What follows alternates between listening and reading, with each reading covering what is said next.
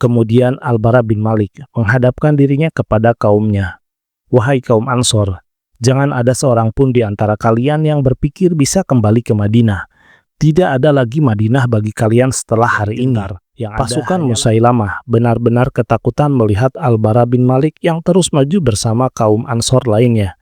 Dari sinilah pertahanan pasukan Musailamah mulai runtuh. Pasukannya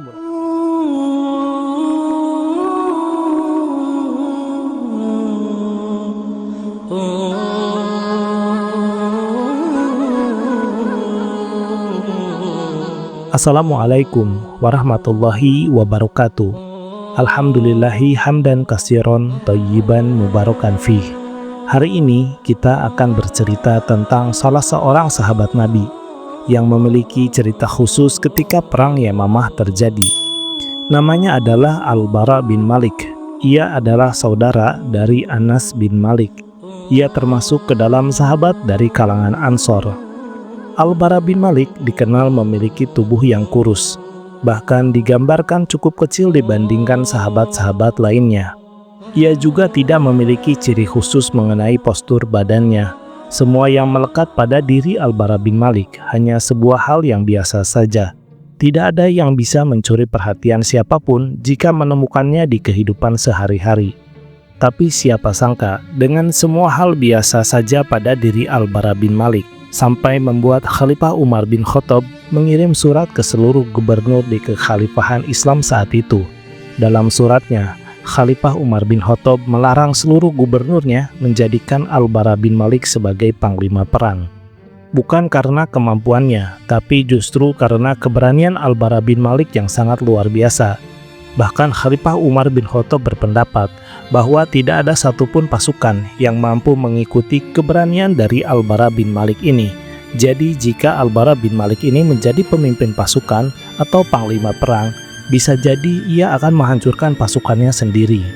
Meski begitu, semua sahabat termasuk Khalifah Umar bin Khattab sendiri sangat menghormati Al-Bara bin Malik, sebab di balik tubuh kurusnya ada keberanian yang sangat luar biasa.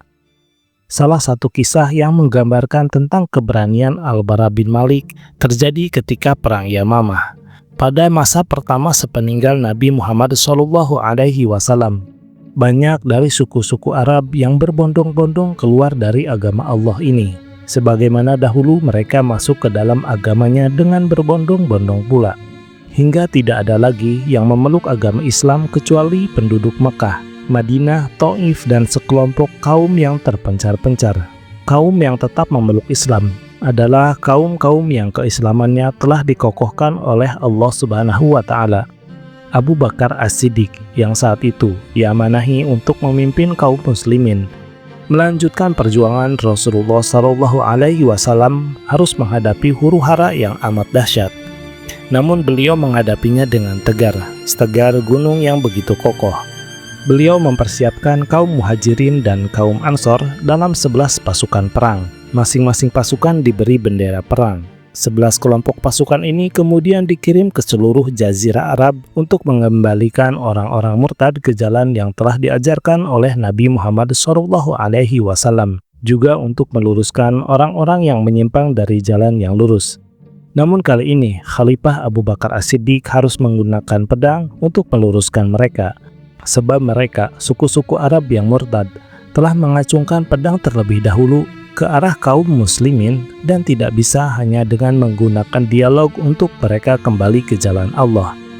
Kelompok orang-orang murtad yang paling berbahaya dan paling banyak pengikutnya adalah pengikut Musailamah Al-Khajjab dari Bani Hanifah. Jumlahnya mencapai 40.000 orang. Mereka adalah lawan yang paling keras penentangannya terhadap ajaran Islam dan terhadap pemerintahan Islam di Madinah. Mayoritas dari mereka mendukung Musailamah karena sikap fanatik kesukuan, bukan karena mempercayai kenabiannya. Sebagian pendukungnya ada yang mengatakan, "Aku bersaksi bahwa Musailamah adalah pendusta, sedangkan Muhammad adalah seorang yang jujur. Akan tetapi, si pendusta dari kalangan Rabi'ah lebih kami cintai daripada orang jujur dari kalangan Mudhar." Yang dimaksud dari kalangan Mudhar itu adalah Nabi Muhammad SAW.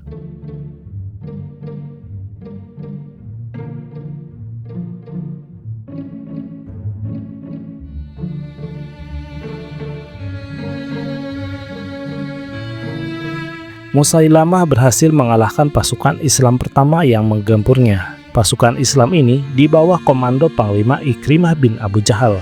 Musailamah memaksa pasukan Ikrimah untuk kembali ke Madinah tanpa hasil. Begitupun dengan pasukan kedua kaum muslimin yang dipimpin oleh Surahbil bin Hasanah.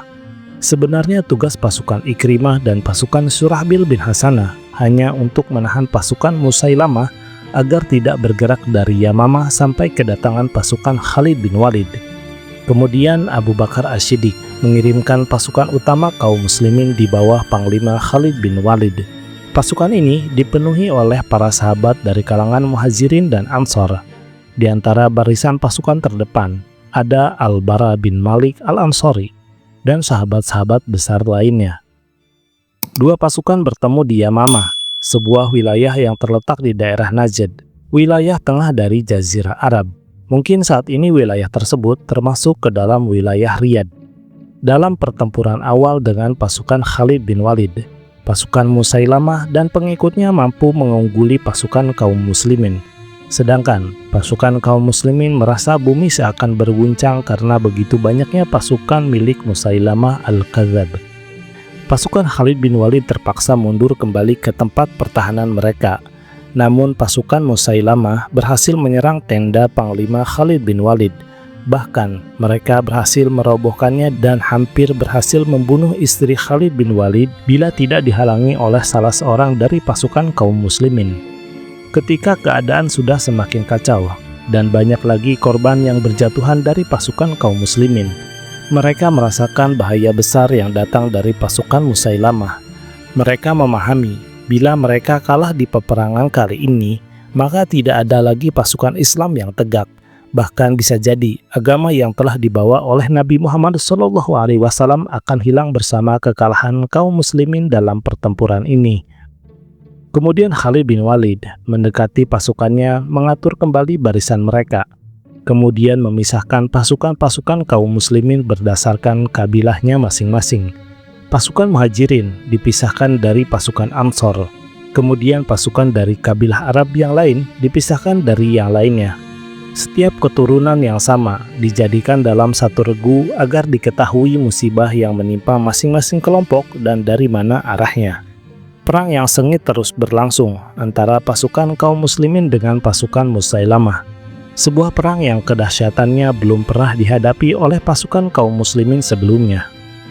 Pengikut Musailamah masih tetap tegar sama seperti sebelumnya. Mereka tidak peduli dengan banyaknya pasukan mereka yang tewas. Namun pasukan kaum muslimin mulai menampilkan kepahlawanan yang menakjubkan.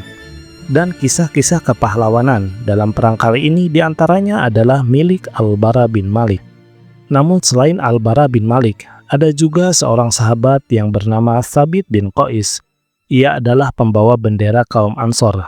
Dalam pertempuran ini, ia menggali lubang di tanah untuk menancapkan kakinya beserta panji yang ia bawa. Ia memasukkan kakinya sampai setengah betis, lalu mulai mengayunkan pedangnya mempertahankan posisi pasukan kaum muslimin di belakangnya. Dan ia tetap bertahan di tempatnya hingga menemui syahid. Namun panji yang dipercayakan kepadanya tetap tegar berdiri sebab panji itu telah ia tancapkan ke tanah bersama dengan dirinya. Kemudian ada juga Zaid bin Khattab, saudara dari Umar bin Khattab radhiyallahu anhum. Ia meneriaki kaum muslimin, "Wahai sekalian muslimin, perangilah musuh dan maju terus. Wahai kaum muslimin, aku tidak akan berkata lagi setelah ini sampai Musailamah tewas atau aku berjumpa dengan Allah. Kemudian aku akan memperberat hukumannya dengan nyawaku." Lalu Zaid bin Khattab menggempur musuh habis-habisan sampai kemudian beliau menemui syahid. Diceritakan juga tentang sahabat bernama Salim. Ia adalah mantan budak Abu Hudzaifah. Ia diamanahi memegang bendera kaum Muhajirin. Akan tetapi, kaumnya khawatir Salim akan melemah dan mundur. Mereka katakan kepada Salim, "Kami khawatir akan ditimpa kekalahan karenamu." Kemudian Salim menjawab, "Bila kalian tertimpa kekalahan karena aku, maka aku adalah penghafal Al-Quran yang paling buruk." Lalu Salim menerjang barisan lawan dengan penuh keberanian, sampai kemudian ia menemui syahid pula. Akan tetapi kepahlawanan mereka masih tak terbandingkan dengan kepahlawanan Al-Bara bin Malik radhiyallahu anhu. Ketika Khalid bin Walid melihat api peperangan semakin menyala, ia menoleh kepada Al-Bara bin Malik. Khalid bin Walid berkata kepadanya, "Giliranmu wahai pemuda Ansor untuk menghadapi mereka." Kemudian Al-Bara bin Malik menghadapkan dirinya kepada kaumnya. "Wahai kaum Ansor, jangan ada seorang pun di antara kalian yang berpikir bisa kembali ke Madinah. Tidak ada lagi Madinah bagi kalian setelah hari ini. Yang ada hanyalah Allah kemudian surga." Lalu Al-Bara bin Malik bersama kaumnya menggempur orang-orang musyrik itu. Ia memporak-porandakan barisan lawan dengan garangnya. Pedangnya senantiasa ia tebaskan ke leher musuh-musuh Allah, hingga Musailamah dan pengikutnya menjadi gentar. Pasukan Musailamah benar-benar ketakutan melihat Al-Bara bin Malik yang terus maju bersama kaum Ansor lainnya. Dari sinilah pertahanan pasukan Musailamah mulai runtuh. Pasukannya mulai tercerai-berai. Ada yang melarikan diri dari pertempuran, ada juga yang terus setia kepada Musailamah. Musailamah dan pengikutnya berlindung di sebuah kebun yang dikenal dalam sejarah dengan nama kebun kematian atau Hadikatul Maut. Dikenal demikian karena teramat banyaknya pasukan yang tewas di dalam kebun itu. Kebun itu memiliki dinding yang tinggi. Musailamah dan sisa pasukannya menutup pintu kebun. Mereka berlindung di balik tembok yang tinggi sambil menghujani pasukan kaum muslimin dengan anak panah. Pada saat itulah, sahabat Nabi yang memiliki semua hal biasa saja ini menunjukkan wajahnya pada sejarah. Ia berkata, "Wahai sahabatku, letakkan aku di atas perisai. Letakkan perisai itu di atas tombak, lalu lemparkan aku ke dalam kebun, dekat dengan pintu. Entah aku nanti akan mati syahid atau aku akan membukakan pintu untuk kalian." Dengan sekejap mata, Al-Bara bin Malik duduk di atas perisai. Tubuh kurusnya amat ringan. Puluhan tombak dengan mudah mengangkatnya, lalu ia dilemparkan ke dalam kebun kematian di tengah ribuan pasukan Musailamah Al-Kadzab. Al-Bara turun di tengah mereka dengan tiba-tiba.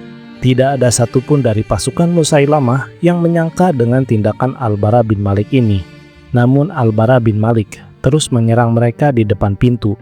Pedangnya senantiasa terus ia tebaskan ke kiri dan ke kanan, sampai ia berhasil membunuh belasan orang musuh. Lalu pintu berhasil dibukanya. Dan Al-Bara bin Malik mendapatkan lebih dari 80 luka akibat panah dan sayatan pedang dalam aksinya ini. Kaum muslimin kemudian menyerbu masuk ke dalam kebun kematian, baik dari atas dinding maupun dari pintu-pintunya. Pedang-pedang mereka menebas orang-orang murtad yang berlindung di balik dinding kebun kematian. Kaum muslimin berhasil menewaskan sekitar 20.000 orang, dan Musailamah sendiri tewas oleh Wahsy yang tengah berusaha menebus kesalahannya ketika perang Uhud. Setelah perang usai dan kaum muslimin memastikan diri telah meraih kemenangan, Al-Bara bin Malik dibawa ke tendanya untuk diobati. Khalid bin Walid sendiri yang langsung menangani perawatannya selama 1 bulan. Kemudian sembuhlah Al-Bara bin Malik atas kehendak Allah. Allah menentukan kemenangan bagi kaum muslimin melalui tangannya. Padahal saat itu, Al-Bara bin Malik tidak pernah memiliki keinginan apapun dalam setiap peperangan yang ia ikuti. Ia hanya ingin berjuang di jalan Allah, dan mati syahid adalah satu-satunya impian yang ia cari dalam setiap peperangan. Namun di peperangan Yamamah ini, impian itu belum tercapai. Dan setelah itu, ia tak pernah melewatkan satu kali pun peperangan kaum muslimin, kecuali ia selalu berada di barisan terdepan.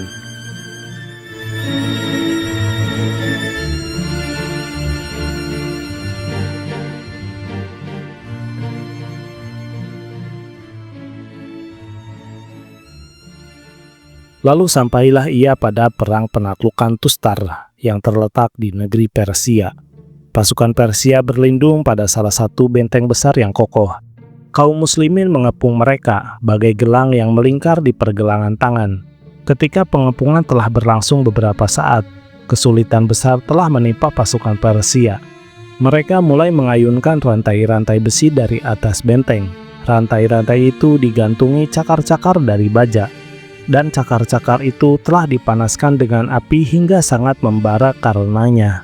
Kemudian, cakar-cakar api itu digunakan untuk menyambar dan mengait tubuh pasukan kaum muslimin. Kaum muslimin yang berhasil dikait akan diangkat ke arah mereka dalam keadaan mati atau hampir mati.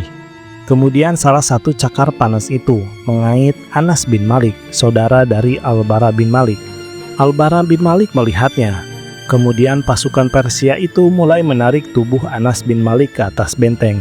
Seketika itu, Al-Bara bin Malik langsung melompat ke atas dinding benteng untuk menyelamatkan saudaranya.